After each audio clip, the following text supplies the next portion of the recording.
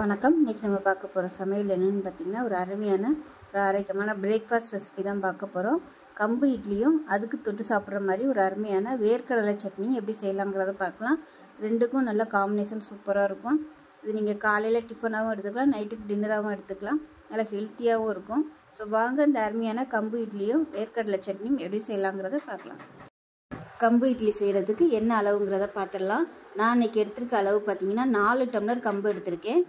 2 tumbler சாதாரண இட்லி அரிசி, மொத்தம் 6 டம்ளருக்கு 1.5 டம்ளர் உளுந்து எடுத்திருக்கேன். 1 டேபிள் ஸ்பூன் வெந்தயம். இது எல்லாத்தையும் நல்லா 4-5 தடவை கழுவிட்டு 5 மணி நேரம் ஊற வச்சுருக்கேன். 5 மணி நேரம் ஊறினதுக்கப்புறம் நார்மலாக இட்லிக்கு எப்படி அரைப்போமோ அது மாதிரி அரைச்சிட்டு பார்க்கலாம்.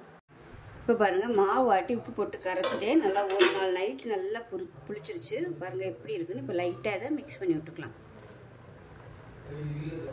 இப்போ நமக்கு மாவு ரெடியாக இருக்குது. இட்லி செடியை காய வச்சு இட்லியை ஊற்ற ஆரம்பிச்சிடலாம். இப்போ நம்ம இட்லியை ஊற்றிக்கலாம். நான் வந்து இட்லி தட்டில் ஏதாவது துணி போட்டு ஊற்றிக்கிறேன். நீங்கள் எண்ணெய் தடவி ஊற்றுறதுனாலும் ஊற்றிக்கலாம்.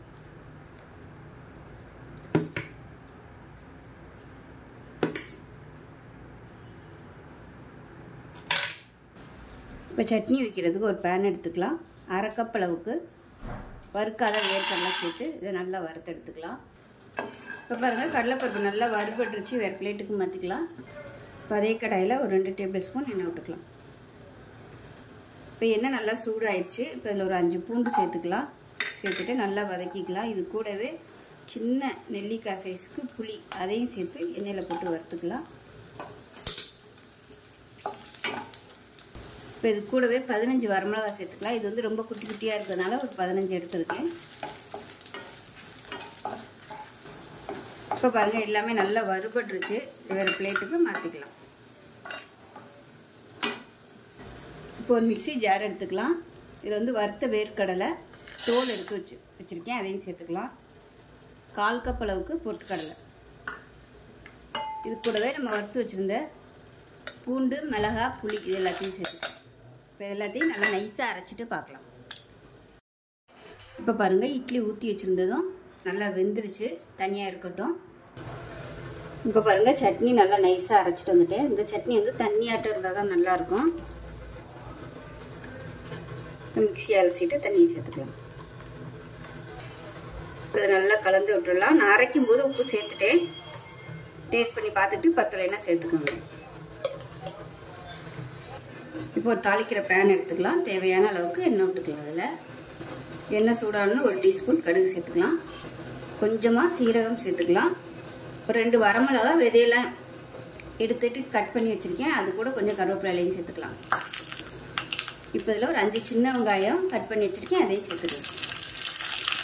கொஞ்சமாக பெருங்காயம் சேர்த்துக்கலாம்.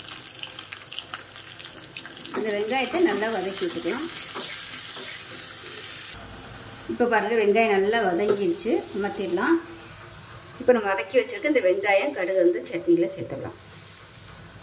அவ்வளோதான், அருமையான ஒரு வேர்க்கடலை தண்ணி சட்னி ரெடி ஆயிடுச்சு.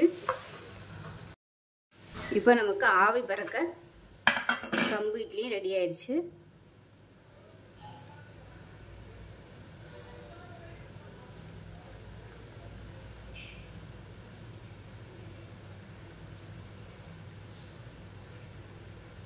நல்ல கமகமன் வாசனையோட கம்பு இட்லி ரெடி. ஆவி பறக்க கம்பு இட்லியும் வேர்க்கடலை தண்ணி சட்னியும் ரெடி ஆயிடுச்சு. ரெண்டுக்கும் காம்பினேஷனாக இருக்கும்.